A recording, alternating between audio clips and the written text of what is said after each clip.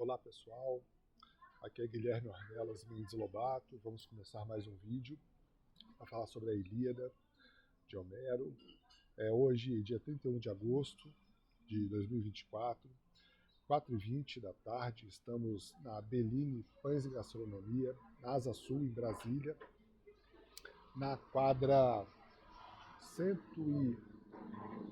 aqui é 113 Sul, um lugar delicioso. Estamos na frente da rua, então aqui. Aí, obrigado. Mas esse quadro. Você não tem quadro para eu fazer aqui na hora? O rádio? Tá? Porque como eu tomo quadro é o rádio, sabe? Tá? Mas eu não sei se tá tendo água, né? Se tiver, eu prefiro, tá? Senão eu fico com esse, né? Tá bom? Beleza? Obrigado. Pois é, gente, eu costumo tomar um coado aqui da rádio, no método rádio, e acabei de ser servido um coado direto da máquina. Deve ser muito bom também, não costumo tomar, nunca tomei para dizer a verdade, mas aqui o diferencial é a qualidade do café. Esse café especial, de nota pontuação elevada, tá? Então assim eu confio. Tô dando uma de enjoado aqui, pedindo rádio, mas eu tenho certeza que esse é bom também. Mas bem, vamos dar início aqui ao nosso vídeo. Nós vamos falar sobre a Ilíada, mas esse vai ser o último vídeo sobre a Ilíada que eu vou fazer, porque eu já fiz 5 vídeos sobre a Ilíada, esse é o 6º, e agora vai ser para arrematar. Vamos fazer uma pequena recapitulação dos vídeos que eu já fiz, né? Acho que é interessante, porque esse é o último. Então, assim, o primeiro vídeo que eu fiz sobre a Ilíada foi comparando o livro da Ilíada com o livro da Bíblia e com o livro da Epopeia de Gilgamesh. Porque eu fiz esse vídeo sustentando a ideia de que a Ilíada é o primeiro livro da civilização ocidental. Eu coloquei lá, né, no vídeo os argumentos de por que eu acredito que seja. Embora a Bíblia seja um livro mais antigo do que a Ilíada, e também porque a Epopeia de Gilgamesh é um livro mais antigo que a Bíblia. Coisa do tipo assim, a Epopeia de Gilgamesh foi escrita há mais de 4.000 anos. A Bíblia, vamos considerar a primeira parte, que é a Torá, né? Vamos considerar o Pentateuco da Torá, foi escrito na época de Moisés, há mais de 3.500 anos. Por volta de 3.500 anos atrás.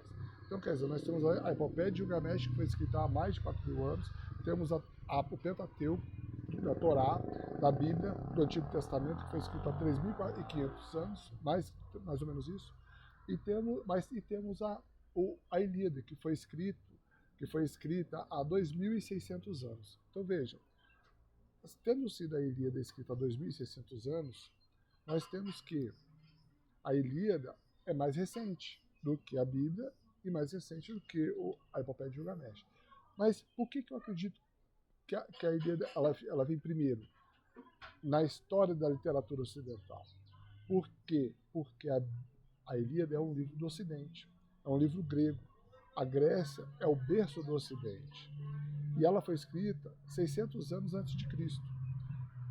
E a Bíblia chegou para o mundo europeu, para o mundo ocidental, com o advento do cristianismo. Né? Chegou com os apóstolos de Jesus, né? que pegaram o Antigo Testamento e colocaram o Antigo Testamento como um livro canônico, apresentaram o Antigo Testamento como um livro canônico para o Ocidente, uma vez que o Ocidente foi se tornando cristão, então o Antigo Testamento passou a fazer parte do cânon, né, e começou a influenciar a literatura ocidental, né, embora a Septuaginta, né, nós temos a Septuaginta, que começou a ser escrita há 300 anos antes de Cristo. O que foi a Septuaginta? Foi a tradução para o grego koiné dos livros hebraicos, do Antigo Testamento. porque o que houve, a Septuaginta vem de 70, vem dos 70, né, os 70 sábios que traduziram a Bíblia do hebraico para o grego, né? Esse movimento que teve de tradução foi antes de Jesus, inclusive. Então, você pode dizer até que, por causa da Septuaginta, o Antigo Testamento entrou na civilização ocidental antes de Cristo. Mas veja, foi 300 anos antes de Cristo. Na verdade, foi 300 anos antes de Cristo que começou, porque foi ao longo de 3 séculos, alguns dizem até 4 séculos, que a Septuaginta, que a tradução do hebraico para o grego do Antigo Testamento foi feita.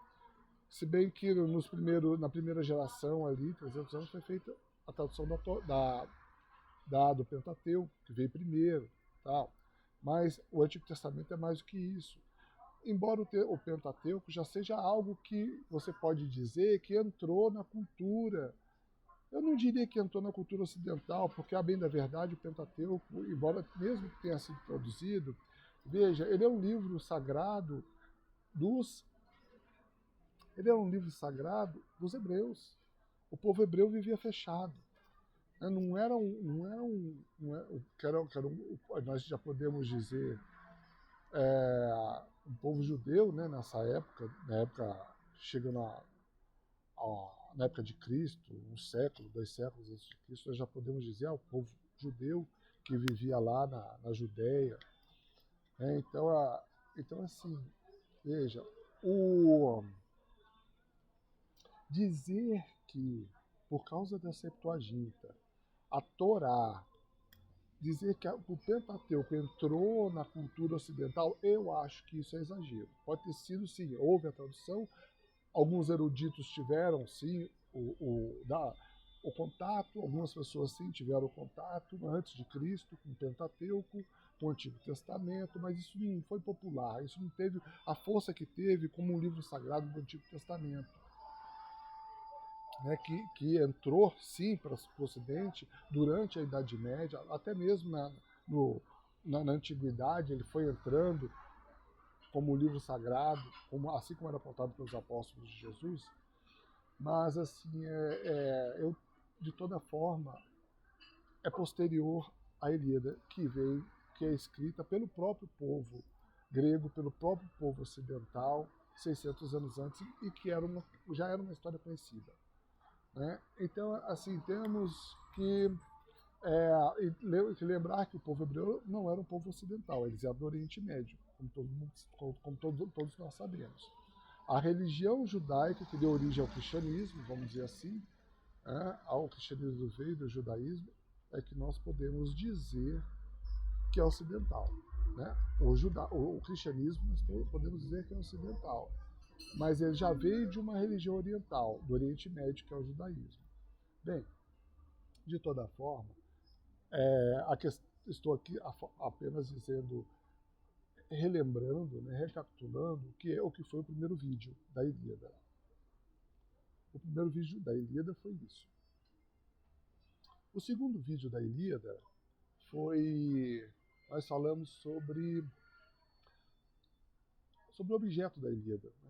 Falei sobre a importância da Ilíada, qual é o objeto dela, do que ela trata da cólera de Aquiles, a evolução emocional de Aquiles durante determinado período da guerra dos gregos contra os troianos. É disso que trata a Ilíada, sendo que o pano de fundo é a guerra dos gregos contra os troianos. Né?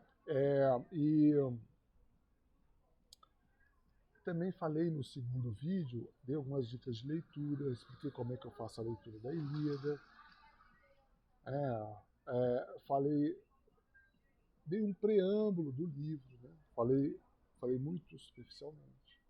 No terceiro vídeo, eu apresentei a mitologia grega para vocês. Né? Eu apresentei quais são os deuses do Olimpo, porque os deuses do Olimpo os deuses do Olimpo são os deuses que realmente atuam na guerra dos gregos versus troianos. Quem são os gregos, os deuses do Olimpo? E quem são eles? Quais são as suas principais características? Quais são os que entram de um lado e quais são os que entram de outro lado na guerra dos gregos contra os troianos? Tá aí, o Monte Olimpo, os deuses do Monte Olimpo. Eu falei no terceiro vídeo. No quarto vídeo, né, eu falei sobre os gregos. Eu apresentei para vocês quais são todos os reinos gregos que fazem parte do exército de Agamenon. Né? Falamos da Beócia, falamos dos Lócrios, de Atenas, toda a península do Peloponeso, da Magnésia, da Fitia, etc. E falamos também, isso foi o nosso quarto vídeo. Apresentei a origem do povo grego, a origem. E tem um detalhe, né? Eu falei sobre os povos que deram origem ao povo grego, os povos indo-europeus, que são os povos que têm origem lá no Cáucaso, né, na região ali. O Cáucaso fica ali do outro lado da Turquia. Se você for andar para o leste, a leste da Turquia, acima, do lado do mar, entre o Mar Negro e o Mar Cáspio, você tem lá o Cáucaso, daquela região que saíram os indo-europeus que povoaram a Grécia. Foram os aí isso foi o quarto vídeo. O quinto vídeo eu apresentei para vocês os troianos.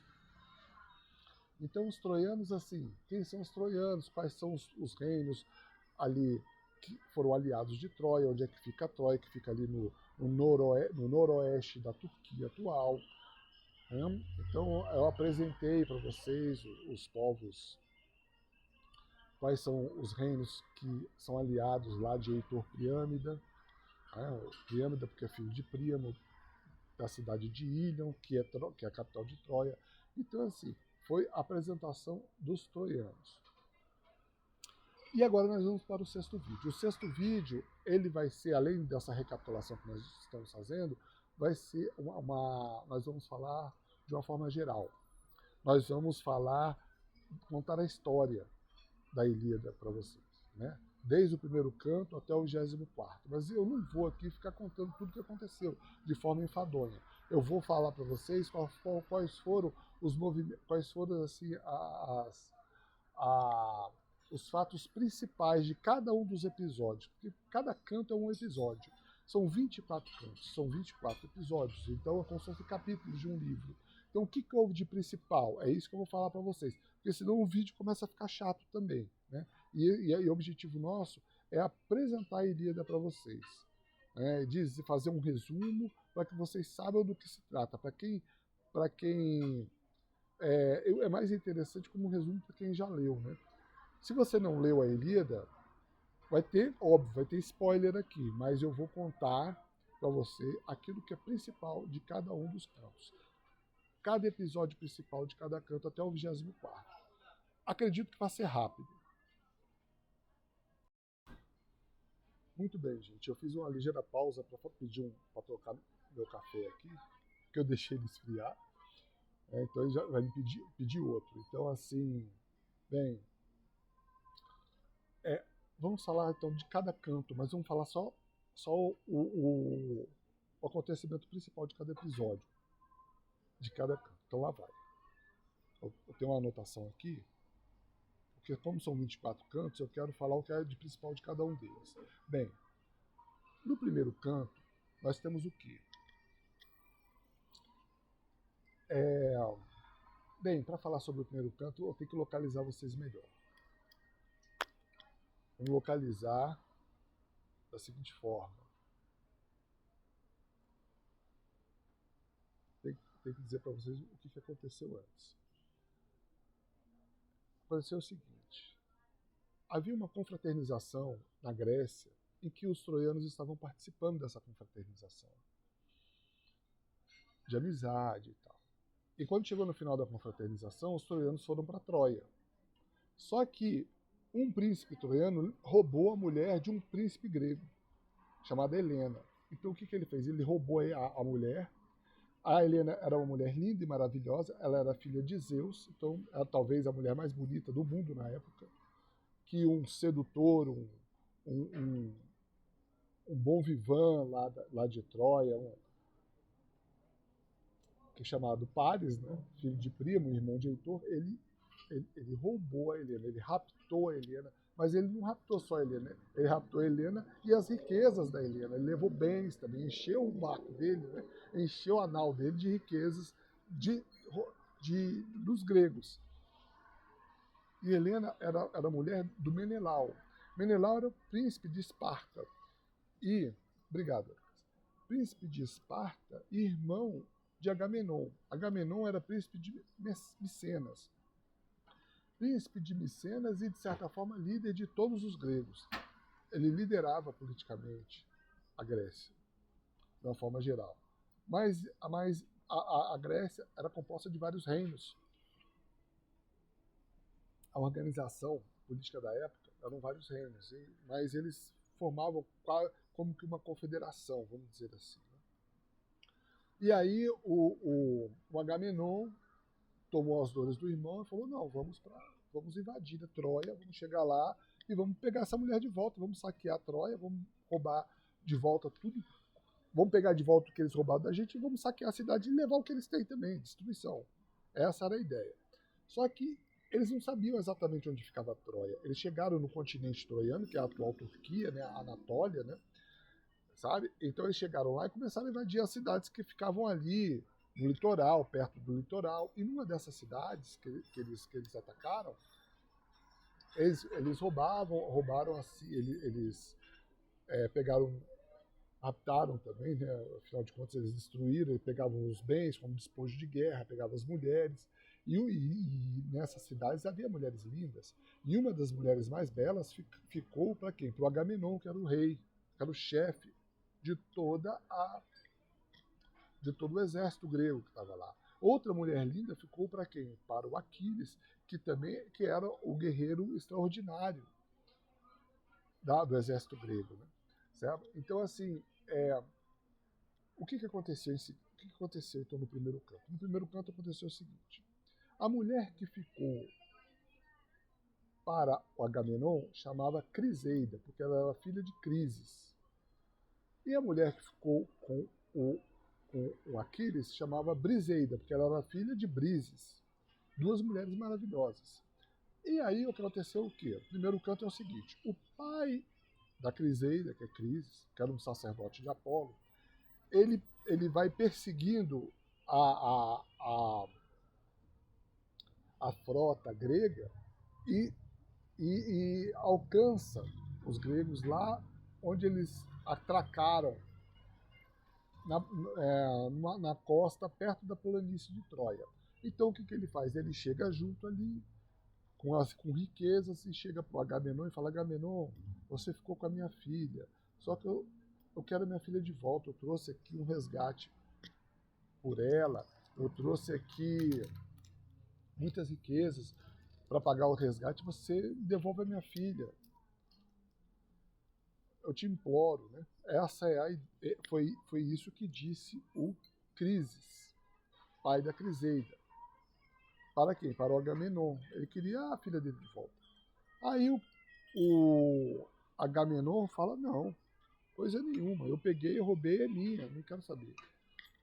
Não quero nada, não quero os seus bens, não quero as suas riquezas. Eu quero ficar com ela, quero ficar com a mulher, quero ficar com a sua filha para mim. Ela vai ser escrava do meu palácio, lá na Grécia. Crises fica aborrecido, volta, mas só que, se eu não me engano, aí já entra uma ideia minha. Ele vai para a ilha de Tenedos, que é a ilha que fica ali fica perto do acampamento. Ele sai para o mar, né? Sai para o mar na sua navegação e vai para Tenedos. E em Tenedos, ele fica lá e ele faz um pedido para o deus dele, que é Apolo, para que Apolo castigue os aqueus. Aqueus é um outro nome que é dado para os gregos, né? Para que ele castigue os aqueus, porque o Agamenon não quis é entregar de volta a filha dele. Muito bem. Agamenon, aí o que o Apolo faz? Apolo vai e lança peste no gado dos aqueus, acabando com o gado deles lá no acampamento. Lança peste nos próprios guerreiros aqueus, começa a morrer muito guerreiro aqueu ali, enfraquecendo o exército. E aí os aqueus, né, os gregos, fazem uma reunião.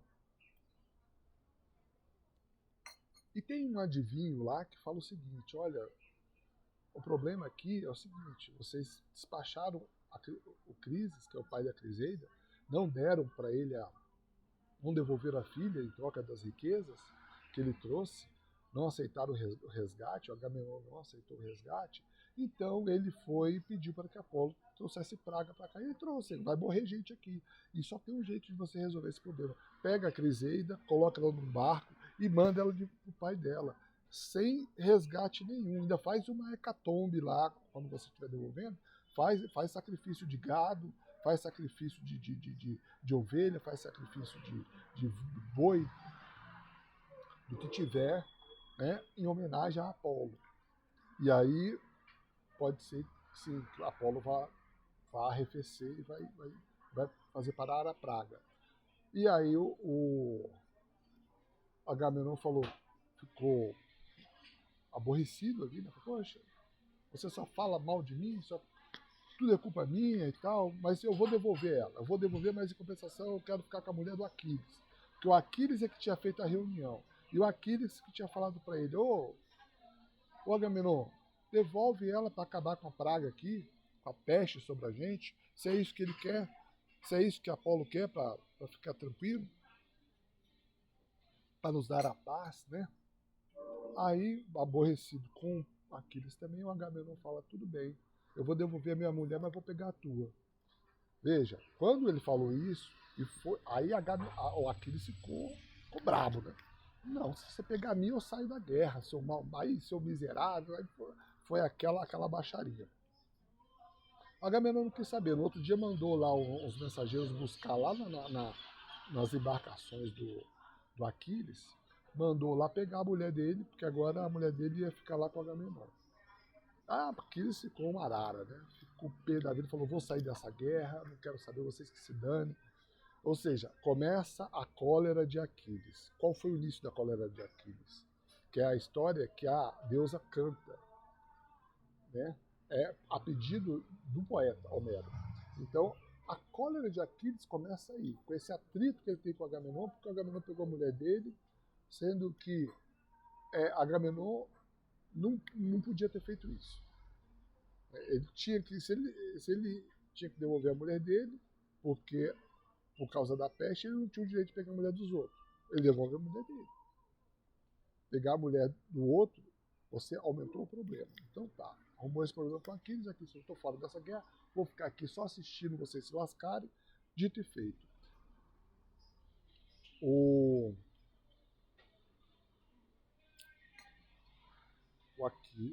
Agamenon mandou a Criseida lá para Tenedo, mandou alguns heróis lá, gregos, entre eles Odisseu foi também, para fazer a hecatombe e tal, e pedir para o Crises mandar parar a peste. E Crises recebeu a filha, recebeu a hecatombe, pediu para Apolo parar com a peste, e Apolo parou com a peste. Acabou o problema. Acabou o problema da peste, mas o Agamenon conseguiu um outro problema, que é o que? Aquiles fora da guerra, que era um guerreiro que fazia diferença total. Então, aí Aquiles fica choroso, e aí a mãe do Aquiles, que é a Tétis, que é a deusa do mar. Agora, gente, eu vou fazer aqui duas erratas que eu ia fazer depois, tá? Mas eu vou fazer agora. Primeiro, quem é Tétis? Quando eu falei sobre a mãe do Aquiles, lá acho que foi no segundo vídeo, não lembro qual vídeo foi no quarto vídeo ou no terceiro vídeo, quando eu falei sobre Tétis, a mãe do Aquiles, eu fiz uma confusão. Porque a Tétis, mãe de Aquiles, tem duas deusas chamadas Tétis. Tem uma deusa que é uma Titânide, que a Titânide é a irmã de Cronos, né? A irmã é uma filha de Gaia. Deixa eu ver aqui, deixa eu lembrar bem. Não, a Tétis, bem, não importa. A Tétis é uma titânide. Titânide é uma titã, filha de Gaia, irmã de Cronos. E a Tétis, essa Tétis, ela é casada com o Oceano, que é o irmão dela. O Oceano, irmão dela, é outro titã. Então, são filhos de Urano com Gaia. Se eu não me engano, é isso. Posso estar enganado, mas acho que é isso.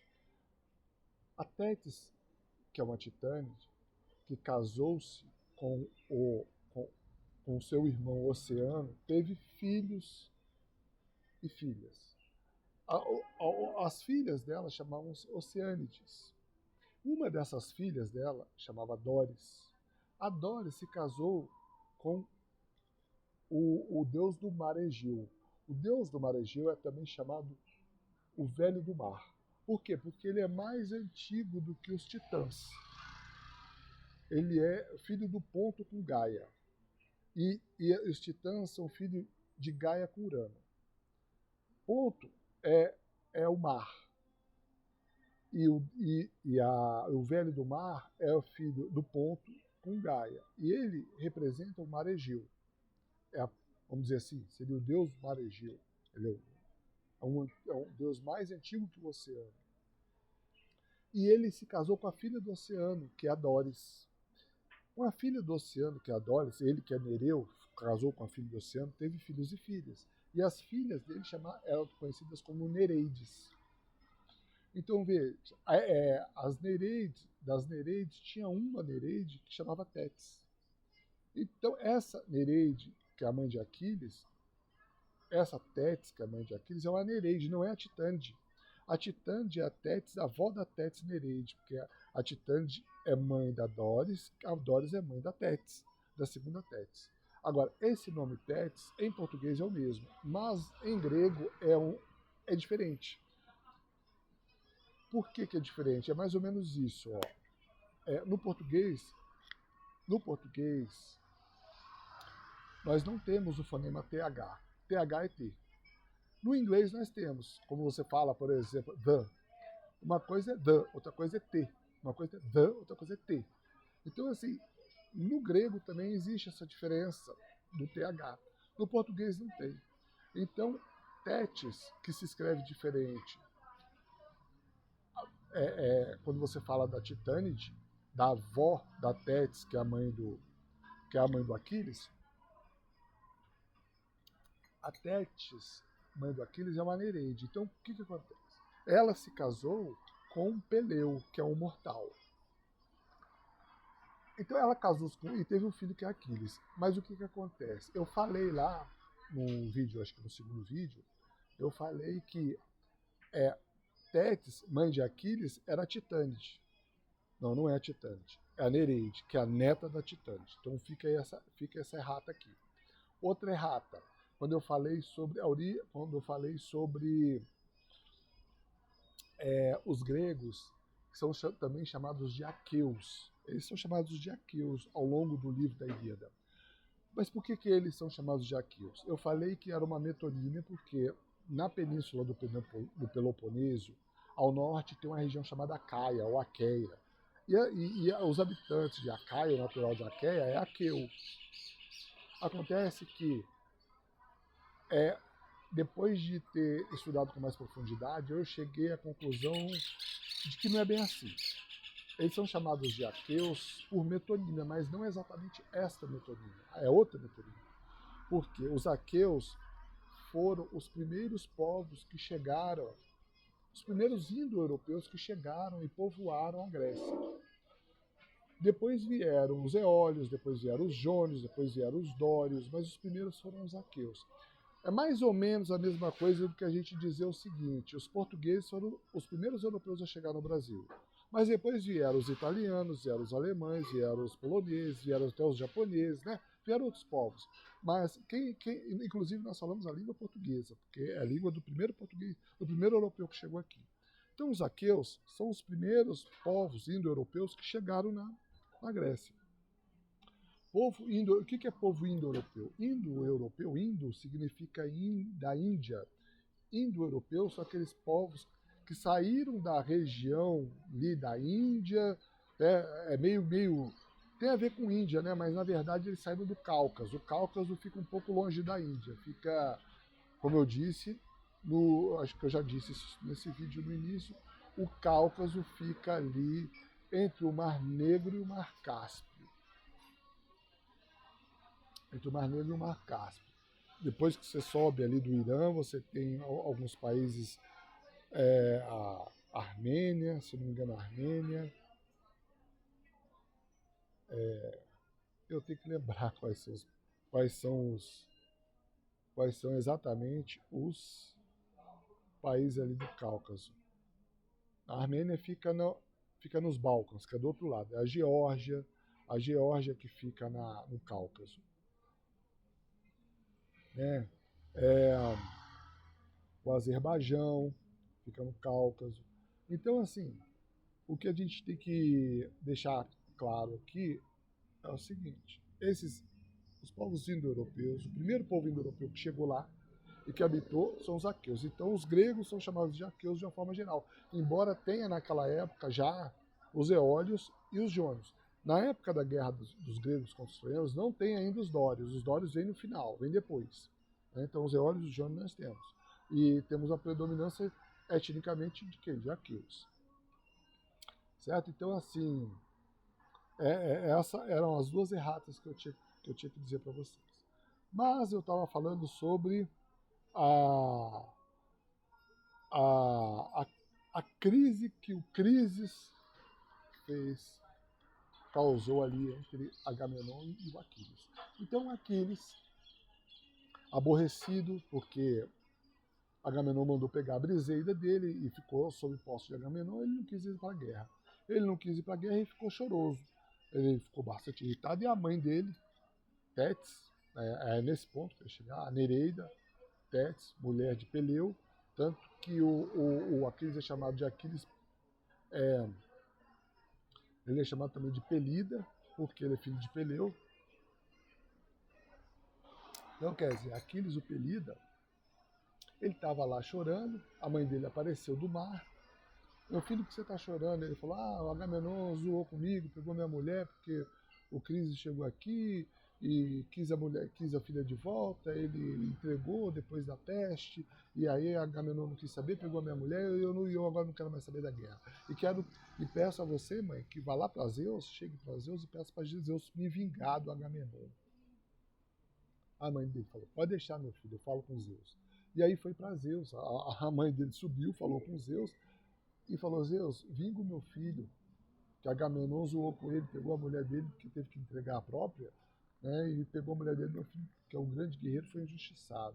Aí Zeus falou, pode deixar que eu vou vingar o seu filho. E durante a guerra de Troia, durante a Ilíada,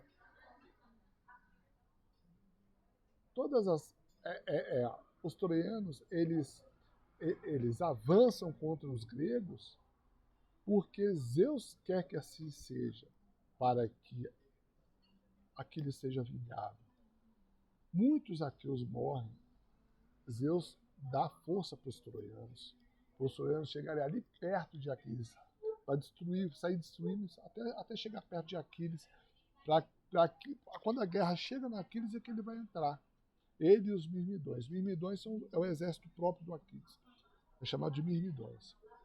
E Pátroclo é o chefe dos Mirmidões. Pátroclo apenas responde para Aquiles, que é o rei, né, ali. E Pátroclo é o imediato dele, vamos dizer assim, é o melhor amigo, braço direito de Aquiles é o Pátroclo. Então, nós temos isso. Os troianos só chegam até as naus dos aqueus porque Zeus assim o permite, para vingar a cólera de Aquiles. A gente vai ver isso com mais detalhe um pouco. Certo? Então, assim, como é que termina o primeiro canto? Termina assim, com a mãe dele indo lá falar com Zeus, e Zeus aquecendo, né? que vai sim honrar Aquiles.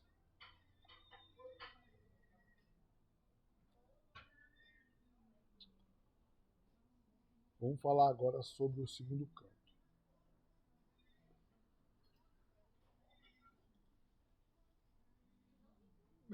No segundo canto, o que nós temos? Nós temos no segundo canto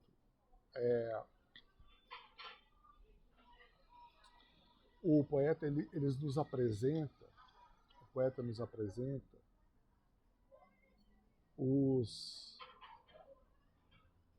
quem são os guerreiros gregos e quem são os guerreiros troianos. Eles apresentam quais são os comandantes, quais são os reinos da Grécia que fazem parte da força que está junto de Agamenon, liderados pelo Agamenon, quais são os reinos de Troia, ali da Anatólia, né, que são os aliados de Troia, que estão sob o comando de Heitor, o chefe dos troianos. Então, no segundo canto, é isso que é apresentado. É isso que é apresentado, e inclusive eu vou deixar na descrição do vídeo um mapa que eu já deixei nos outros vídeos, no quarto vídeo e no quinto vídeo. Vou deixar aqui o mapa também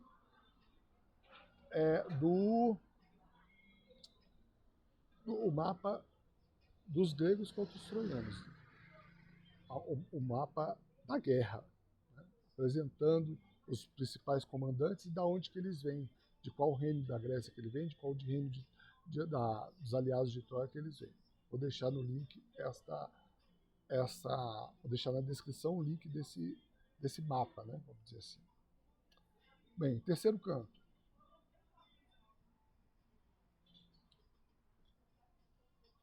Bem, no terceiro canto nós temos o seguinte. Terceiro canto.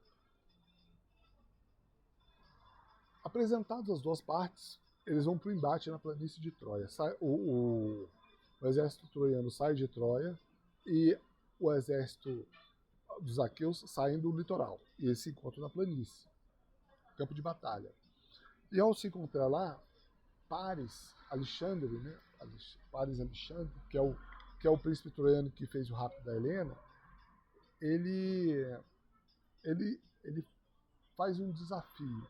Ele desafia, antes do embate, ele chega primeiro e fala, eu desafio aí qualquer aqueu a lutar comigo, mano a mano, e quem vencer, se eu vencer, eu fico com a Helena. Se vocês vencerem, vocês podem levar a Helena e levar também as riquezas que eu peguei dela.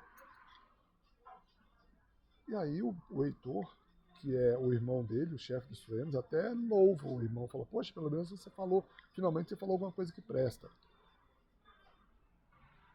Porque o Heitor acha que o irmão dele é vaidoso, acha que o irmão dele é inconsequente, é irresponsável, ele é bonitão, sedutor, mas ele é fraco, ele é covarde. O Heitor, que é o herói troiano, o líder, ele tem essa característica de ser um soldado exemplar, um guerreiro exemplar, uma pessoa de muita... um representante, um exemplo de moral de Troia. Os valores troianos são muito bem representados pelo Heitor. Então, ele faz isso, e do lado do aqueu, do lado dos gregos, já de cara o Menelau já aceita, que foi o príncipe grego que teve a sua mulher roubada pelo Paris, justamente pelo Paris. Ele falou, não, eu aceito. E aí tem um embate entre os dois, mano a mano. No mano a mano, o que acontece? Quando o Paris vai perder para Menelau, uma deusa, que é uma deusa aliada de Paris, envolve Paris numa nuvem e leva ele para o castelo dele, leva ele lá para a casa dele.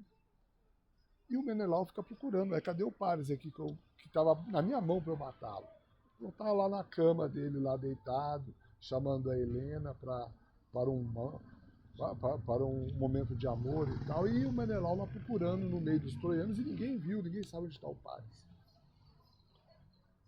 Pronto. Aí o Agamenon falou, bem, gente, o Paris sumiu, o Paris acovardou-se, Menelau venceu, então devolvam aí a Helena, devolvam aí as riquezas e vão parar por aí. Né? Mas aí antes da poeira assentar, tem um guerreiro troiano chamado Pândaro que lança uma seta. Ele é incentivado por algum deus a lançar uma seta contra o Menelau e acerta o Menelau. E aí o Agamenon, os aqueus ficam assim, horrorizados, dizendo, poxa, não era para ter guerra, era para ter paz. A gente concordou aqui, fizemos juramentos, quem vencesse ia levar, Paris sumiu, então Menelau ganhou, e aí chega um troiano e acertam uma lança no Menelau. Vocês estão querendo é guerra. Pronto, começa a guerra. Começa a guerra por causa disso. Esse é o terceiro canto.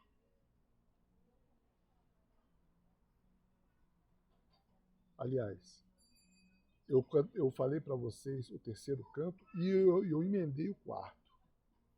Menelau não morreu, não, mas ficou ferido. O que acontece no quinto canto? O quinto canto, Diomedes, que é o herói, vamos dizer assim, o guerreiro grego mais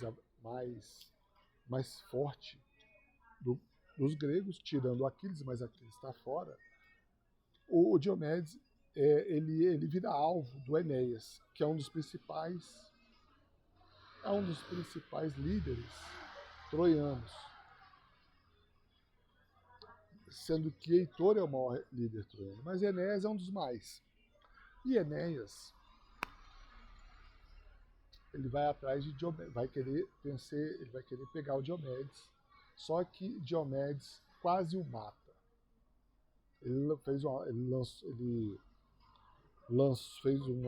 Fez um ataque.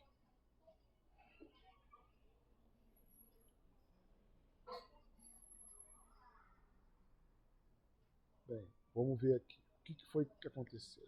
Enéas atacou, mas não atacou diretamente. Enéas chamou o Pândaro, que é o cara que acertou a seta no Menelau, falou, Pândaro, vamos acertar o Diomedes agora. Pândaro lança uma seta no Diomedes, os dois estão no mesmo carro, no carro puxado do cavalo. O Pândaro atira em Diomedes, não acerta, Diomedes atira em Pândaro e acerta e mata Pândaro. Vendo Enéas, o Diomedes pega uma pedra e joga no Enéas.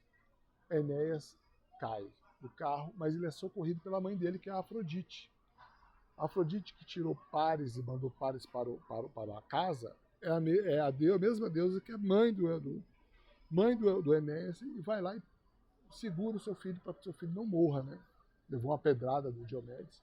Diomedes viu que tinha uma deusa, que era a mãe, que a Afrodite estava junto do seu filho, e deu uma setada, jogou uma lança na mão, acerta com uma lança a mão da Afrodite. A Afrodite fica machucada e sai da guerra. E aí quem segura o Enéas? Apolo, que é outro deus que está do lado dos troianos. Segura o Enéas, encobre o Enéas, e aí Diomedes tenta avançar no Enéas, mas não consegue, porque Apolo protege. Apolo manda Enéas se mandar, manda o Diomedes se mandar, pega Enéas e entrega para sua irmã Ártemis. E aí a Ártemis, junto com a mãe Leto, vão cuidar de Enéas. E Apolo chega e chama Ares, né, que é o irmão dele também, que é um deus da guerra, a lutar junto de Heitor contra os aqueus. Aí Ares vai junto de Heitor, junto com Heitor, Ares se coloca no cavalo lá e vai e começa a atirar também, a matar os gregos. E Diomedes vê, o Ares vê o Diomedes também. Ares manda uma lança no Diomedes, só que erra. O Diomedes lança uma lança no Ares e acerta no umbigo. E Ares fica furioso e dá um grito e sai da guerra também. Então veja, Diomedes ele acerta dois deuses, Afrodite e o Ares, acerta o Enéas, né?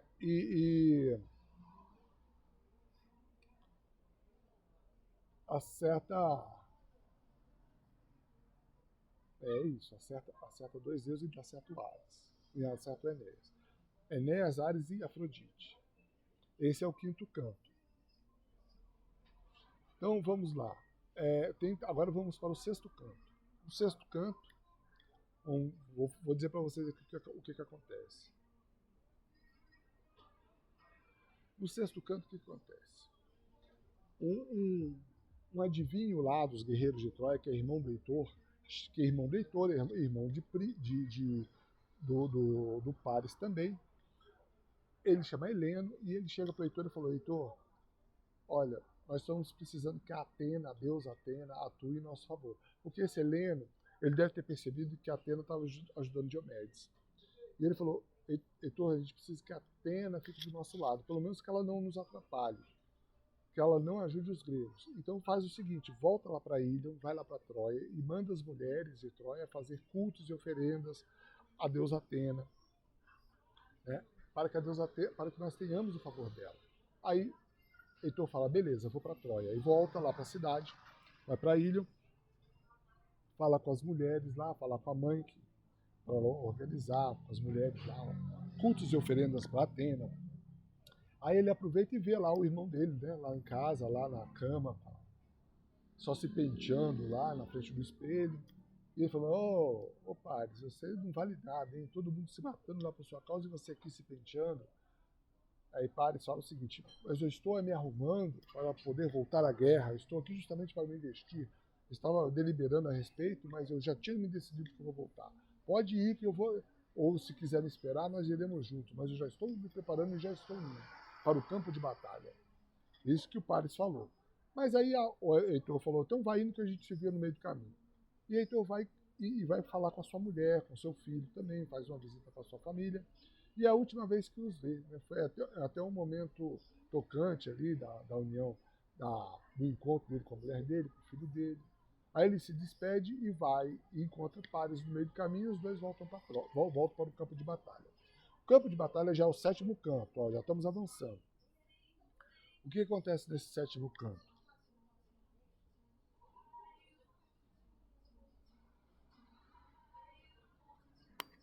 No sétimo canto acontece o seguinte.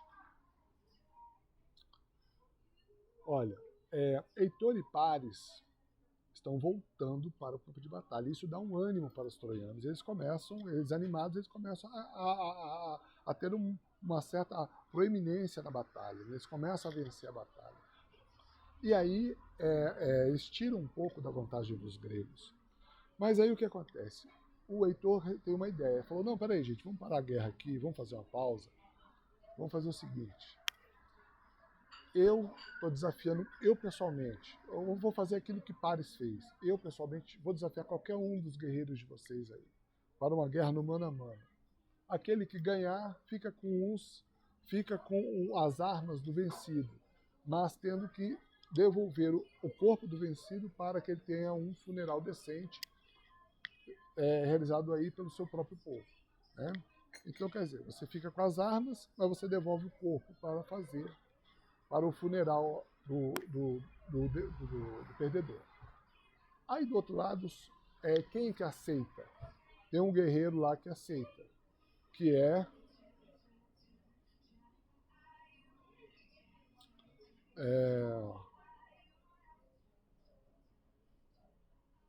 foi o Diomedes? Se eu não me engano, foi o Diomedes.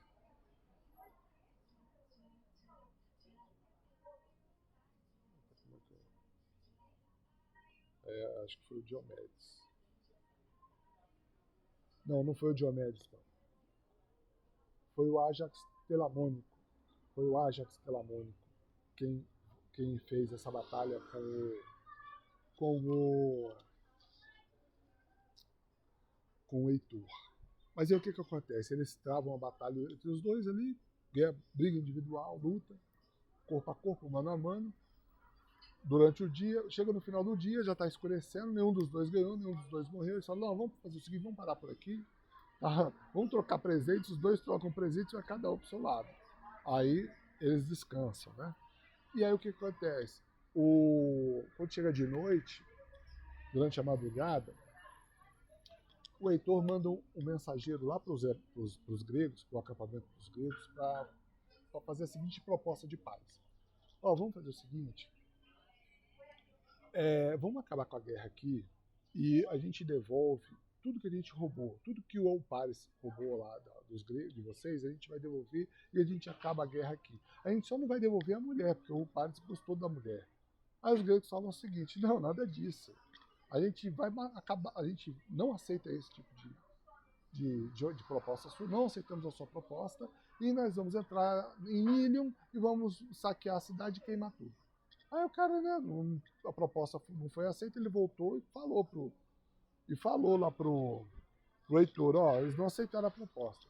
Mas antes disso, embora o Agamenon não tenha aceitado essa proposta, o Agamenon aceitou fazer uma trégua de alguns dias sem luta para que eles fizessem o recolhimento dos corpos, dos cadáveres, e para que fizesse um funeral único, coletivo ali, cada um fizesse o funeral dos seus guerreiros mortos.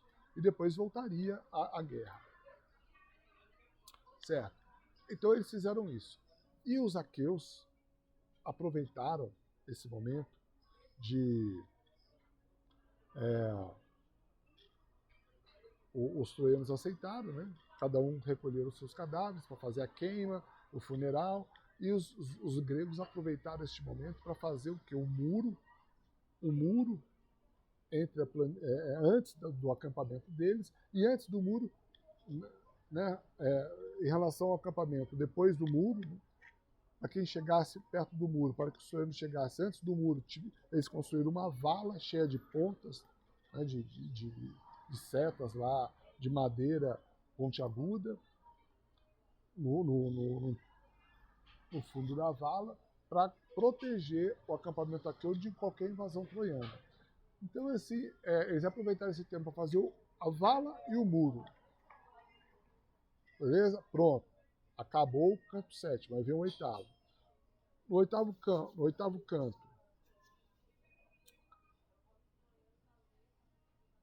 embate. Na planície de Troia, gregos e troianos combatendo. Só que os troianos, com um favor de Zeus, eles prevaleceram sobre os gregos e avançaram. Avançaram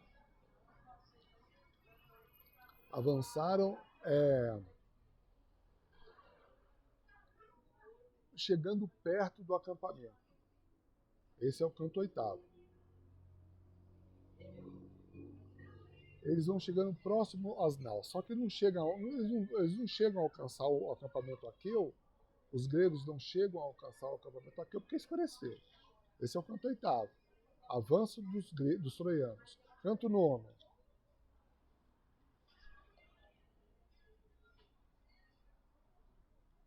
Canto 9º acontece o quê? Veja, os troianos estão avançando, estão chegando. O Agamenon fica desorientado. O Agamenon pensa assim, cara, lascou para nós. Ele junta os guerreiros de noite, os líderes, fala, olha, vamos desistir, vamos embora. Vamos cada um pegar o seu barquinho e voltar para a Grécia, porque nós vamos ser massacrados aqui. Os troianos estão vindo com tudo. Nós não temos força, não estamos conseguindo nem contê-los, muito menos avançar. Aí o Nestor da Gerênia, que é o sábio velho lá, o ancião do grupo, tem uma ideia e fala assim, olha, a questão é a seguinte, Agamenon, você errou quando você pegou a mulher do Aquiles. Vamos fazer o seguinte, vamos fazer uma proposta para o Aquiles, para ele voltar para a guerra. Fala lá para ele, promete para ele mundos e fundos, oferece riquezas, pega a sua mulher e devolve. Pega a mulher que você tomou dele e devolve. Além da mulher que você tomou, além de devolver, devolve, entrega outras, dá riqueza para ele, dá um jeito de mudar o ânimo do Aquiles para ele entrar nessa guerra, senão lascou mesmo. Senão a gente dificilmente vai conseguir, mas a gente vai ter que continuar. De um jeito ou de outro a gente vai ter que continuar. Né? Mas o que a gente não pode, o que a gente devia era não ter desagradado o Aquiles. Se a gente tivesse com o Aquiles, talvez a gente já tivesse ganhado, mas do jeito que tá muito difícil. Aí a Agamenon falou, beleza, vou fazer isso mesmo. Vou mandar pro Aquiles fazer 1000 ofertas para ele, vou mandar o Odisseu e mais alguns outros ali, alguns outros guerreiros que eram chegados do Aquiles, para fazer essa oferta para o Aquiles voltar. Aí tem aqueles mensageiros, né? Agamenon manda os mensageiros, prometendo um monte de coisa, inclusive devolver a Briseida, mas Aquiles não quer saber. Aquiles fala assim, olha, o negócio é o seguinte, eu estou pé da vida, não quero saber de entrar na guerra, não me interessa nada do que ele me prometeu.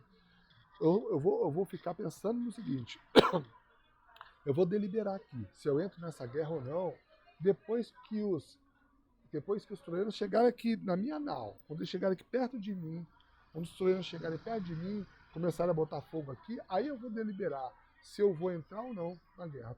Vou ficar por aqui. Posso entrar ou não, posso ir embora, posso ficar, mas vou ficar. Vou ficar até chegar esse momento. Tá, aí volta a missão, né? Volta, os mensageiros voltam para o Agamenon, dando essa notícia. Olha, Agamenon, sinto muito aqui, eles não querem saber. Aí o Agamenon, Diomedes, Nestor, todos em reunião falaram, então não adianta, nós vamos ter que continuar do mesmo jeito. Canto 10. Agora, canto 10, o que acontece no 10º canto?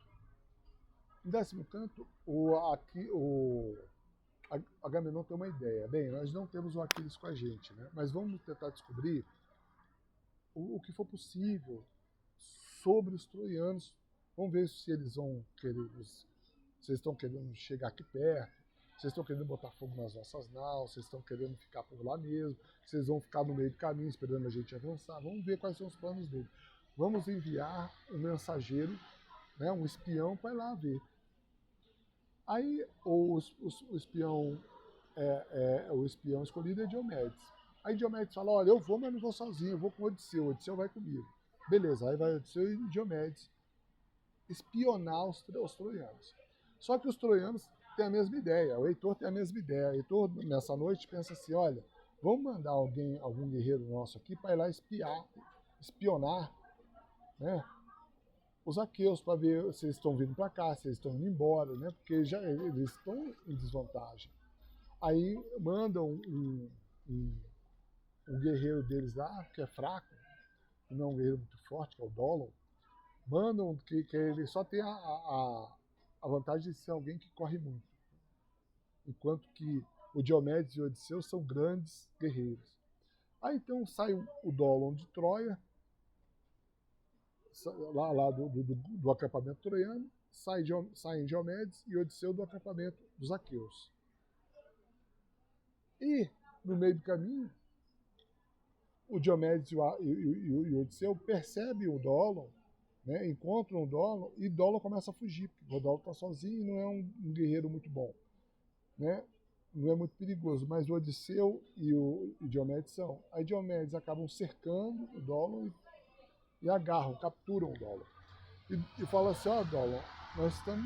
Vem cá, você tem alguma coisa para dizer, né, para nós? Nós te capturamos. Tem alguma coisa a dizer em relação ali aos troianos? O que você queria fazer lá? Você veio por acaso para nos espionar? Você veio para tocar fogo nas nossas naus?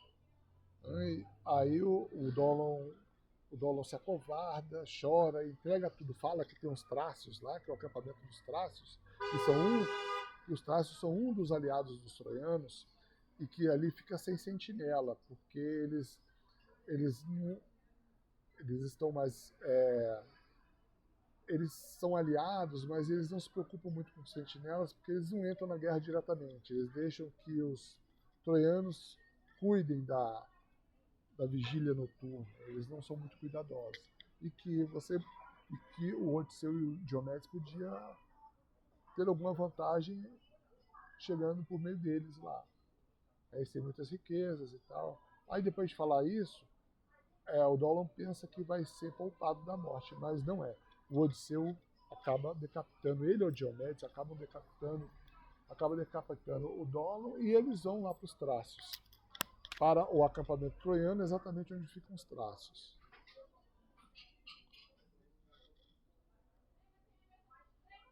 Quando chegando lá, no acampamento dos Trácios, ainda no canto 10, o que eles fazem? Está todo mundo dormindo, sem sentinela, sem vigia.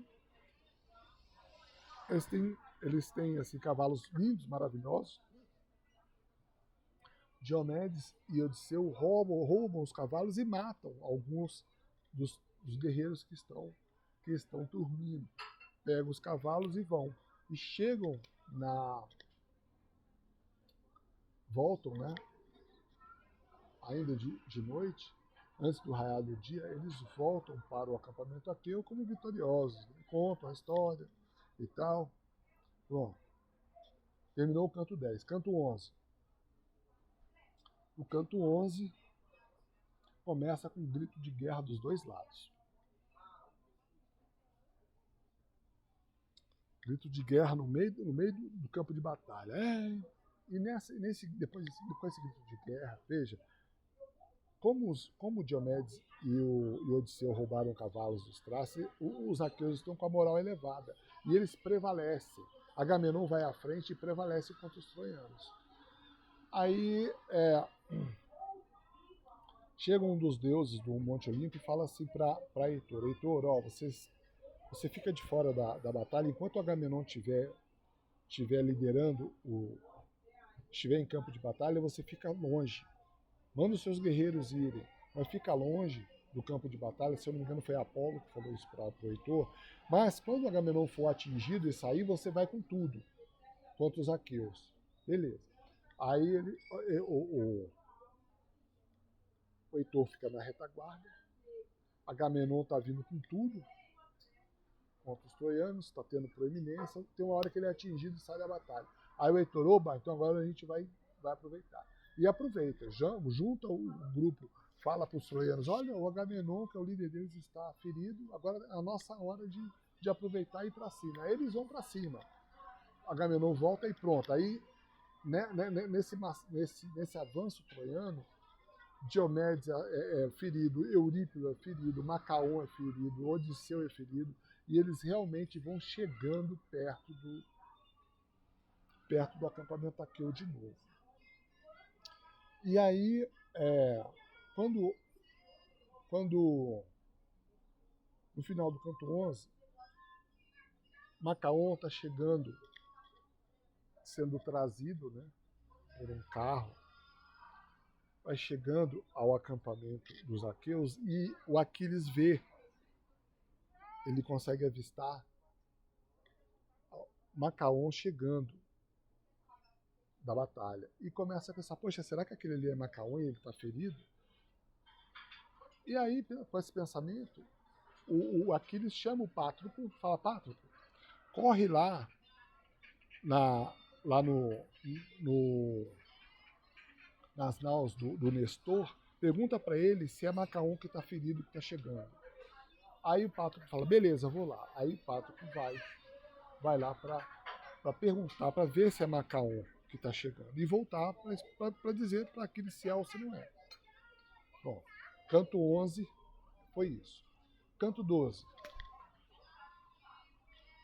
Canto 12, o que acontece? Os troianos estão avançam para valer. Aí, então, quer dizer, o que os troianos fazem no canto 12? Eles passam pela vala, conseguem subir no muro. Lá de cima do muro chega o Heitor, pega uma pedra enorme e quebra o ferrolho que fecha o portão do muro, da muralha, escancara a muralha e abre o caminho para que o exército troiano chegue perto das naus dos gregos. Esse é o canto 12. Canto 13. Os troianos chegam ainda mais perto das naus dos aqueus. Canto 14. Canto 14. O que acontece? Vendo que os troianos estão para botar fogo na nau dos aqueus, a Hera, que é uma deusa que é, vamos dizer, casada com Zeus, que está trabalhando para os aqueus, né? favorável aos gregos, ela resolve fazer o seguinte, sabendo que Zeus está por trás da vantagem dos troianos, porque ela sabe que Zeus está querendo vingar Aquiles, já conforme a mãe dele pediu a Tétis. Ela, sabendo disso, ela faz o seguinte, olha, eu vou seduzir Zeus aqui por algum tempo e vou deixar ele, eu vou distraí-lo da batalha e vou fazer com que ele adormeça. E neste momento que ele estiver adormecido, eu vou mandar um aviso para que Poseidon, que é favorável aos aqueus, atue de forma direta lá, junto dos gregos, para dar a eles força para resistir contra os troianos. Essa é a ideia de Hera. E dá certo. Ela seduz, chama os Zeus para um momento de amor, para um enlace ali, para eles ficarem curtindo o momento, e Zeus ele adormece, e ela manda um recado para Poseidon, falando assim, Poseidon, aproveita o momento que Zeus coloquei ele para dormir e tira a desvantagem dos gregos. Aí Poseidon, beleza, ele vai lá no meio dos guerreiros gregos, se coloca como um disfarce, né, como aparência de um guerreiro grego, aqueu, e dá uma força para os aqueus voltarem a enfrentar com mais eficiência os troianos, impedindo que eles avancem a ponto de botar fogo nas naus. Quando chega no canto 15, o que acontece? Zeus acorda, vê o que está acontecendo, vê que Poseidon está fazendo com que os troianos se afastem do acampamento aqueu, fica furioso e manda um recado para Poseidon. Poseidon, sai do meu caminho, sai daí porque quem manda sou eu, e eu não quero que os gregos, eu não quero que os troianos saiam daí agora. Eu quero que os troianos tenham sim a proeminência da batalha nesse momento. E aí o Poseidon fica um pouco aborrecido, mas sai, porque sabe que o irmão é maior, o Zeus é mais forte, mais poderoso. E aí Zeus manda Apolo para junto de Heitor, dar força para Heitor, para que o Heitor volte a massacrar os gregos. E aí é o que acontece. O Apolo ele é enviado para dar força ao Heitor, e Heitor desinverte a vantagem dos gregos na guerra, colocando novamente os troianos junto às naus lá dos gregos para botar fogo lá. Canto 16, o Pátroclo chega lá chorando para Aquiles, fala, Aquiles, nós estamos lascados, nós não entramos na guerra, agora os gregos, os aqueus estão sofrendo, morreram muitos, os comandantes já são quase todos feridos, e não há o que fazer, ou nós entramos nessa guerra para resolver, ou então é melhor nós irmos embora vergonhosamente e tal. Aí Aquiles fala assim, Pátroclo, para de chorar, faz o seguinte, pega os mirmidões aí, lidera os mirmidões e tira os troianos daqui de perto das naus. Você vai com os mirmidões e afasta o Heitor daqui. Mas tem um detalhe, quando você já estiver afastado das naus, os troianos, você volta porque aí é a minha vez. Aí quem vai entrar na guerra sou eu. E eu que vou chegar até a muralha de Ilion. Entendeu? Você faz isso. Certo, Pátroclo? Beleza, faço isso. Aí lá foi Pátroclo pro combate. Sedento, chamou os mirmidões, todo mundo zerado, né? Descansado, que não tinha estado na guerra ainda. Quando eles entram na guerra, pronto, os troianos começam a ser destroçados. E aí os troianos começam a sair de perto das naus, dos aqueus, atravessam a muralha, lá vai o Pátroclo, os mirmidões atrás. Pronto, era para Pátroclo voltar, se ele fosse obediente ao seu líder, né? Mas não, o que Pátroclo faz? Pátroclo continua avançando rumo a Ilion. E aí ele já está desprotegido, porque não era para ele ter ido tão longe, mas ele foi. Ele queria matar o Heitor. Só que quando ele chega perto das muralhas de Ilion, Zeus permite que Apolo tire as armas, né, a armadura, as quinêmides, capacete, o elmo, a lança das mãos de Pátroclo. E Pátroclo, que estava vamos dizer assim, com a armadura, com as armas de Aquiles, que Aquiles tinha emprestado as armas para ele. Eu esqueci de falar esse detalhe, mas ainda está em tempo. Apolo vai lá, tira as armas de Pátroclo, e Pátroclo vira um alvo para os troianos. Chega um troiano, vai e acerta uma seta nele, e aí acerta, rasga a carne dele, e aí o Heitor vê que ele está desprotegido, vai e lança uma seta, e acerta a barriga dele, e Pátroclo morre. E quando Pátroclo morre, o Heitor, os troianos e os aqueus vão para o cadáver do Pátroclo para batalhar batalhar pelo Pátroclo, pelo corpo do herói grego. Pronto, acabou o canto 16, começa o 17. Mas o 17 começa exatamente nesse ponto, quando Menelau e os guerreiros aqueus eles se colocam de guarda sobre o cadáver de Pátroclo, para evitar que os troianos tomem posse definitivamente do corpo do escudeiro do Aquiles. Veja, para o grego, para o troiano, ficar com o corpo do Pátroclo é uma glória. Para os aqueus, para o Menelau, ficar com o corpo de Pátroclo é uma questão de honra. Imagina como é que Aquiles vai ficar louco se, além do Pátroclo ter sido morto, o Pátroclo ter tido seu cadáver roubado pelos troianos. Ele ia enlouquecer, aí é capaz até de sobrar para os aqueus também, né?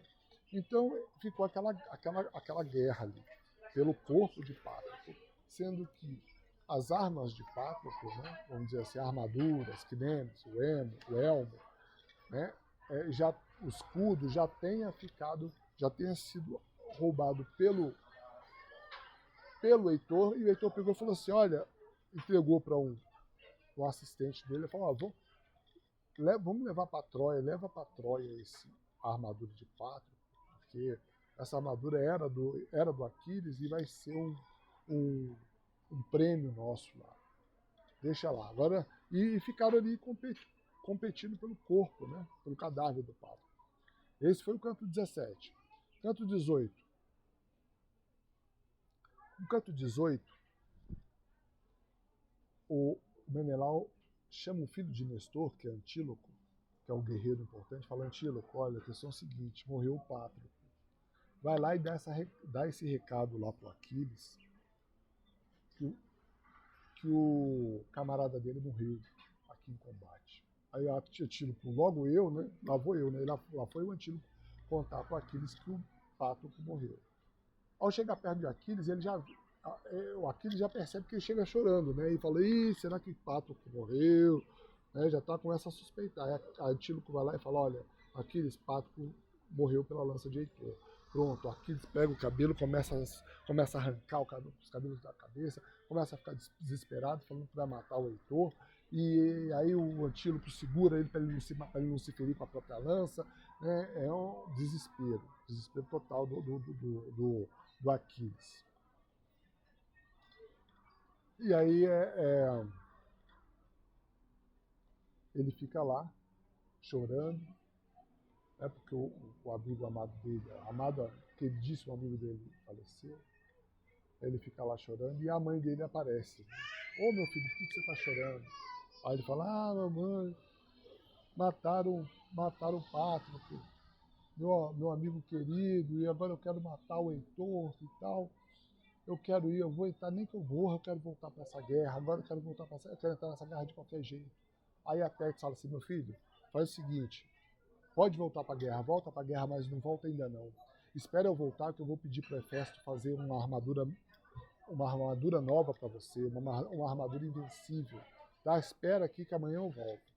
E aí o Aquiles fica lá chorando e a mãe dele vai pedir para Hefesto fazer uma armadura nova. Afinal de contas, a dele virou despojo nas mãos de Heitor. E aí ela vai lá pedir para Hefesto fazer uma arma nova e nesse meio tempo chega a Íris, a deusa do mensageira, chega para o Aquiles e fala, Aquiles, a Hera mandou um recado para você, disse que é para você entrar na guerra. Aí Aquiles falou, olha, ô Íris, até que eu gostaria, mas eu não tenho armadura para entrar na guerra. E a minha mãe falou que vai conseguir a armadura para minha mãe cedo, para eu entrar na guerra, justamente eu vou, mas até lá eu não posso fazer nada, não posso entrar sem armadura. Aí ele falou, tá certo, então você entra na guerra amanhã, só quando você tiver armadura. Porém, o Aquiles, faça o seguinte também, hoje ainda, vá lá apareça lá, mostre-se para os troianos que você vai entrar na guerra. Não entre na guerra, mas fique atrás, na retaguarda, só para eles virem que você vai entrar na guerra, porque isso pode ser o suficiente para aterrorizar os troianos e dar aos aqueus a vantagem que eles estão precisando para garantir o corpo do Patroclo. Aí Aquiles falou, tudo bem, tá certo, eu vou só aparecer lá. Só vou mostrar que eu vou entrar. E aí Aquiles sai do seu acampamento e vai lá, se mostra lá atrás dos guerreiros, né? Solta uns 3 gritos de guerra contra os troianos. Aí a Atena, a deusa favorável a ele, faz esse grito ecoar para todo o exército troiano. O exército troiano fica tonto, né? Os caras ficam atordoados com o grito do Aquiles. Eles percebem que Aquiles vai entrar na guerra e aí fica todo mundo com medo só do grito dele. Imagina, o grito do urro do leão, né? E lascou para nós, né? E aí nesse momento já cai um monte de troiano, que os aqueus ganham força, né? E tomam vantagem na guerra, e o corpo de Patroclo imediatamente é resgatado pelo Menelau e pelos outros aqueus, né? Pelos gregos, para ser levado de volta para o acampamento dos gregos. Então, nesse momento, depois desse grito e da recuperação do corpo de Patroclo, e o grito do Aquiles leva pavor para os troianos, os aqueus levam o corpo de Patroclo para o acampamento e acaba o dia. Pronto, acaba o dia e acaba o canto 18. Aí temos o canto 19. No canto 19, como é que começa o canto 19? Começa com Aquiles recebendo da mãe de manhã, no dia seguinte, as armas feitas por Hefesto. Né? Um escudo impenetrável, uma armadura maravilhosa, as belas quinêmides, as quinêmides também impenetráveis, um capacete que eles chamam de elmo, né? Um elmo novinho, de ouro. E aí Aquiles fala assim, bem, começou o dia, eu estou querendo guerra. Vamos todo mundo para o campo de batalha matar os troianos agora, que eu estou com sede de vingança. Aí todo mundo entende, é isso mesmo, Aquiles, mas tem um detalhe, a gente precisa comer antes, né?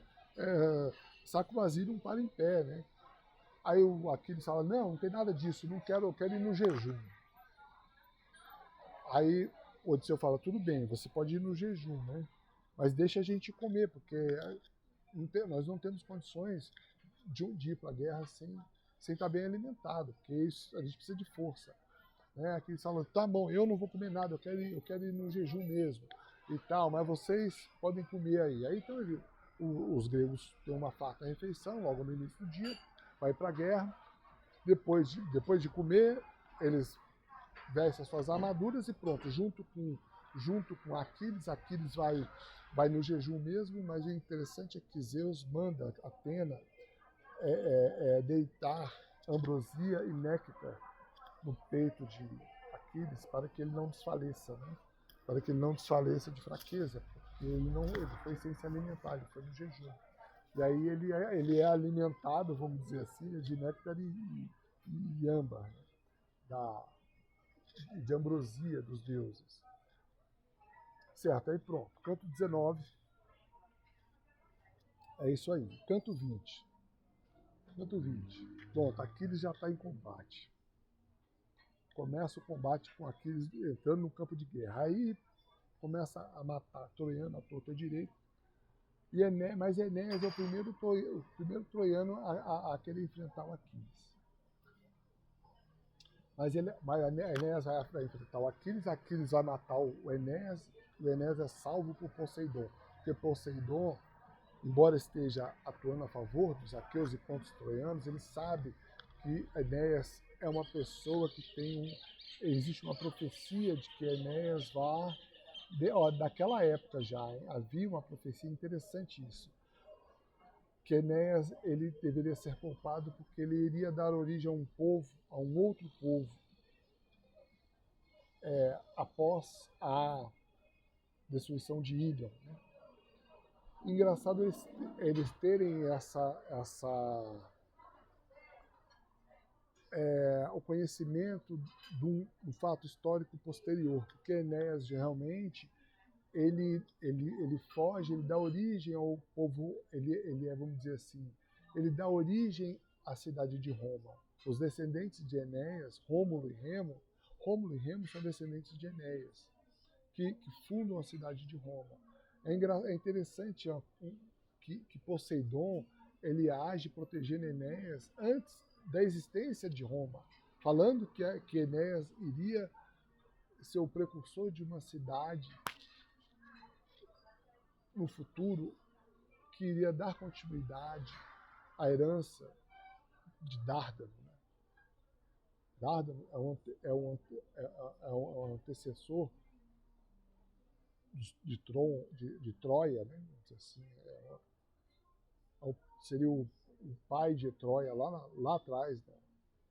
Na história, né? O primeiro rei da Dárdano, que fundou, que deu origem ao reino de Troia. E Enéas é como se fosse primo do Heitor, um primo distante, descendente do Dárdano. Ele daria origem a um outro povo importante no futuro, e esse povo realmente existiu, que foi o povo romano. Mas você saber disso na época da Grécia é uma coisa, é premonição, né? É profecia. Bem, mas de toda forma, Enéas ele é protegido. Aí depois vem Heitor. Heitor também está querendo vencer o Aquiles. E o Heitor, ele avança sobre Aquiles. Aquiles vai matar Heitor e Heitor é salvo por Apolo. Apolo pega Heitor e fala, sai daqui, né? Aí Aquiles vê assim que ele ia matar os dois. Ele ia matar tanto o Enéas como o Heitor, dois dos grandes líderes troianos. Só que os dois foram protegidos por deuses. Né? Aí ele falou, poxa, esse pessoal está sendo protegido por Deus.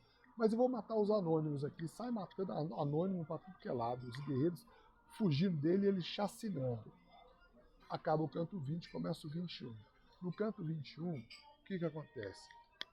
É o seguinte.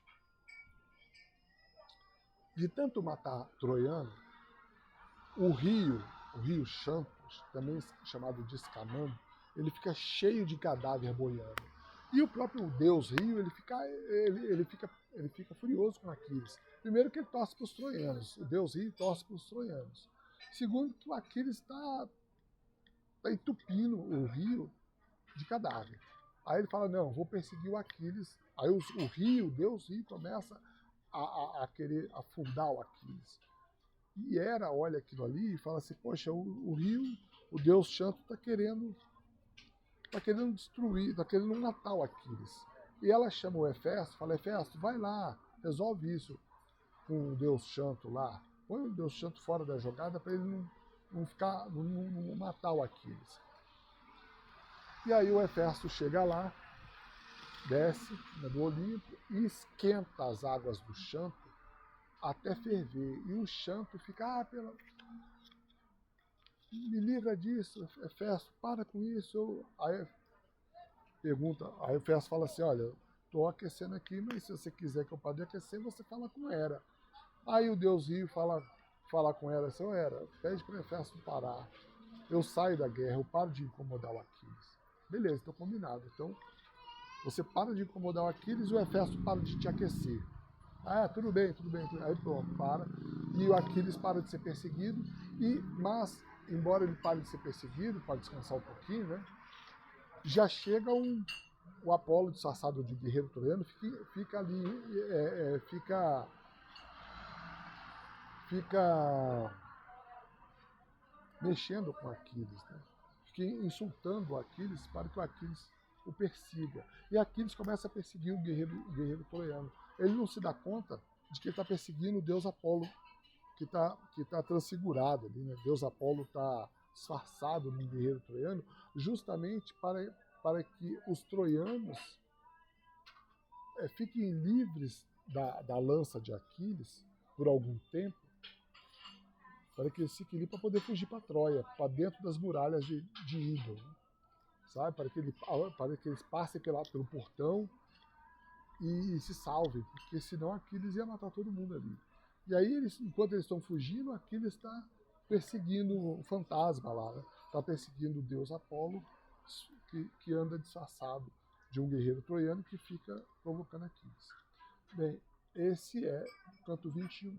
Canto 22,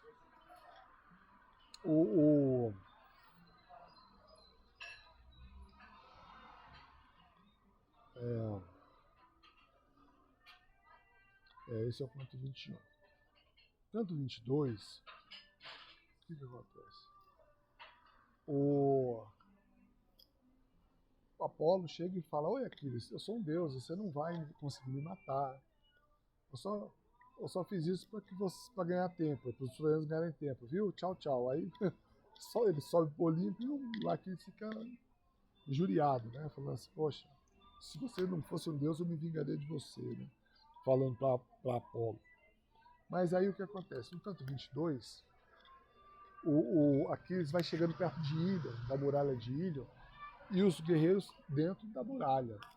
Mas quem fica de fora? O Heitor, porque o Heitor fica com vergonha, inclusive, de entrar, sendo que ele foi o culpado de ter quisto que o exército troiano enfrentasse Aquiles, sendo que não deu certo, né? Se deu mal. Então ele fica com vergonha de entrar, né? E fica querendo descobrir um jeito de enfrentar o Aquiles. Mas quando Aquiles vê o Heitor, começa uma perseguição de gato e rato. Né? Porque Heitor não tem condição, não tem é um guerreiro muito mais fraco que Aquiles. Aquiles vai para caçar o Heitor. E no final das contas, embora Heitor tenha lançado uma seta contra Aquiles, tenha acertado o escudo do Aquiles lançou uma seta para Heitor, errou na primeira vez, mas acertou na segunda, na garganta do Heitor. E Heitor morreu. Aí Heitor morrendo, Aquiles pega o corpo do Heitor, amarra os pés do Heitor no carro do seu carro e leva o Heitor arrastado para o acampamento dos gregos. Então vai o cadáver do Heitor arrastado para o acampamento dos gregos e os gregos voltando, né, para junto das naus. Acabou o canto 22. Agora o canto 23. No canto 23, o que acontece? O canto 23, tendo vingado o Pátroco, o Aquiles faz o funeral do Pátroco e, em homenagem ao Pátroco, resolve fazer uma mini Olimpíadas lá. Ele pega alguns dos seus bens, né, e distribui para os vencedores de uma mini Olimpíada que ele faz em homenagem a Pátroco. Então, nessa mini Olimpíada, você tem 8 modalidades. Dentre elas, tem corrida de biga, corrida a pé, luta, tem lançamento de peso, tiro ao alvo, né? Sabe? Então algumas, e os vencedores são Diomedes, o Epeio, o Odisseu, o Ajax Telamônico, o Olipetes e o Meríones. São os principais guerreiros vencedores dessa mini Olimpíada. Pronto, esse é o canto 23. No canto 24, o que acontece? No canto 24, que é o último canto da Ilíada, os deuses começam o canto meio indignados da forma como o Aquiles está tratando o cadáver do Heitor. Então Zeus manda uma manda a mãe de Aquiles falar para Aquiles: Aquiles, olha, você vai ter que devolver o cadáver do Heitor. O cadáver dele não vai ficar aqui para ser comido pelo cães e por aves de rapina, não. Os deuses estão furiosos com você. Então você devolve o cadáver do Heitor para os troianos. Aí ele falou: tudo bem, o troiano que chegar aqui primeiro eu vou devolver. E aí o Zeus também envia a Íris para falar com Príamo, que tá atormentado lá no seu castelo, porque o filho principal dele foi morto por Aquiles e foi levado para o acampamento. Íris chega para Príamo e fala: Príamo, olha, os deuses estão a seu favor para que você vá lá e busque o cadáver do seu filho e faça um funeral decente para ele aqui. Aí o Príamo gosta muito, né? Ele gosta da ideia, e aí ele fala para ele o seguinte: olha, você pode ir, mas você vai sozinho, você pode levar só um auriga, uma pessoa para te ajudar, um idoso também, e no meio do caminho vocês vão ter a ajuda do Hermes, do deus Hermes. Vocês vão em segurança e vão voltar em segurança, certo? É só ir, mas você tem que ir pessoalmente. Faz o que eu estou falando, que os deuses estão com você. Beleza, Príamo vai lá, arma um carro. Ah, detalhe, Príamo. Você vai lá buscar, mas você vai ter que levar riquezas. Você vai ter que levar riquezas e tesouros do seu palácio para entregar para o Aquiles em resgate, como pagamento pelo resgate do corpo do Heitor. Aí, Príamo, beleza. Ele vai, pega um carro, enche o carro de riquezas, pega um auriga e eles vão para o acampamento.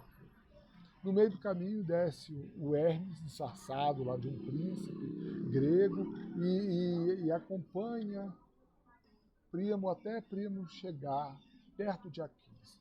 Aí ele chega para o Príamo e fala assim: o Hermes, olha, eu, príncipe grego que estou com você, na verdade eu sou o Hermes, eu vim para te proteger. E para que você chegasse perto de Aquiles sem ninguém perceber, sem nenhum guerreiro aqueu perceber. Mas agora você vai ter que fazer o seguinte: você corre para junto de Aquiles, você se ajoelha, se agarra nos joelhos dele, beija a mão dele e implora para que ele libere o corpo do seu filho para você. Aí o Heitor fala, o Príamo fala: tudo bem, assim eu farei. E assim Príamo faz. Príamo chega perto de Aquiles, agarra-o pelo joelho, beija a mão e implora pelo corpo do filho. E Aquiles fica surpreendido porque ele percebe que Príamo chegou perto dele sem nenhum. Ele constata que Príamo chega perto dele sem nenhum sentinela, sem nenhum vigia, sem nenhum guerreiro aqueu perceber que ele entrou. Porque ele fala: poxa, você veio com a ajuda dos deuses. Você foi trazido pelos deuses para estar aqui, para alcançar os meus joelhos e beijar minha mão sem ter sido interceptado. Sim, eu vou devolver o corpo para você do seu filho. Mas é bom você que está. Aqui eles ficam um pouco apiedados, né? Fala: olha, você está sujo, está imundo, está sem comer desde que seu filho morreu.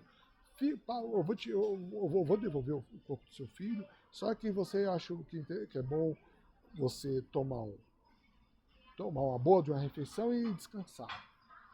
Num primeiro momento, o Príamo não está querendo descansar coisa nenhuma, ele quer pegar o corpo do filho e ir embora. Mas ele, para que Aquiles não fique nervoso, né, ele obedece, fala: não, tudo bem, vou tomar uma refeição aqui, vou descansar e vou levar o corpo do meu filho.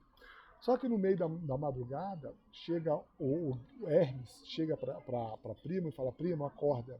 Acorda pelo seguinte, porque se você não sair agora, os aqueus vão te enxergar aqui, eles vão ver que você está aqui e vai complicar a tua saída. Pega o teu carro, acorda o seu companheiro, o seu auriga aí e sumam daqui imediatamente. Aí Príamo acorda no meio da noite, fala: sim, senhor,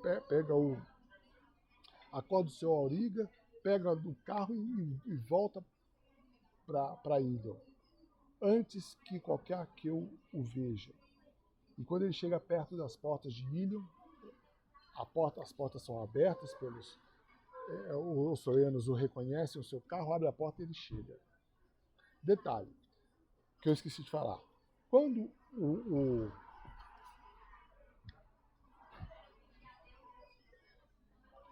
Quando Aquiles está falando para o Príamo assim, olha, você toma uma refeição e você dorme. Aqui, Aquiles também faz uma pergunta interessante. Fala, olha, ô Príamo, quanto tempo vocês precisam para fazer o funeral do Heitor? Me diz quanto tempo você precisa, porque eu vou tentar, eu vou segurar os aqueus aqui, porque eles estão loucos para invadir Ilion, para invadir Troia. Mas eu vou segurar eles aqui o tempo que for necessário para você fazer um funeral decente para o Heitor. Aí o Príamo falou assim, Príamo responde assim, eu preciso de 11 dias. No 12º, se houver necessidade, nós estamos preparados para guerrear. Aí o Aquiles fala, tudo bem, vocês terão 11 dias de trégua. No 12º eu já não posso garantir. Tá, aí o Príamo volta, chega na cidade, chega em Ilion com o corpo do filho, promove lá um funeral decente, as lamentações, a queima e pronto. Chega no 11º dia, o funeral do Heitor está realizado e acaba o livro. O livro acaba aí.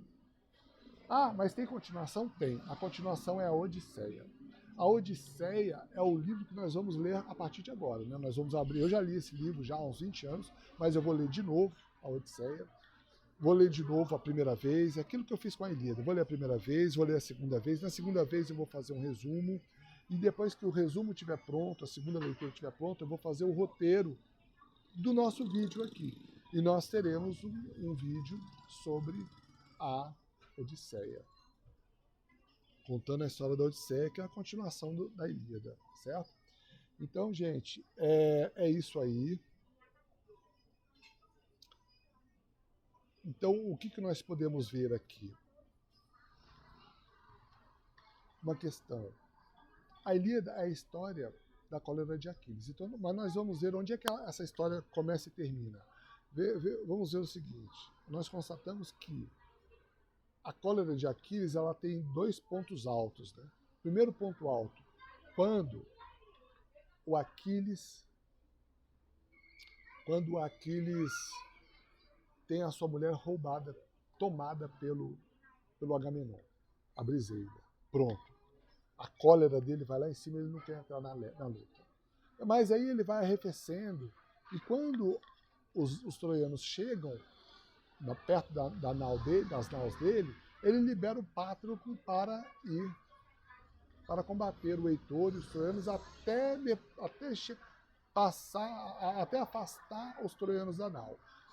Nesse momento, veja, a cólera de Aquiles estava lá em cima, já tinha arrefecido. Quando o Antíloco volta na guerra, dizendo para dizer para Aquiles que Pátroco morreu, a cólera de Aquiles sobe de novo. Aquiles fica indomável. E fica extremamente furioso. E essa fúria de Aquiles, ela só arrefece de novo depois das mini-olimpíadas, né? Quando ele mata Heitor, faz as mini-olimpíadas, e Príamo vem, faz a ele uma visita no canto 24, Príamo faz uma visita para ele, para pegar o cadáver do filho. Então aí você vê que a cólera de Aquiles acabou de novo. Ela acaba, tanto que Aquiles devolve o corpo do Heitor.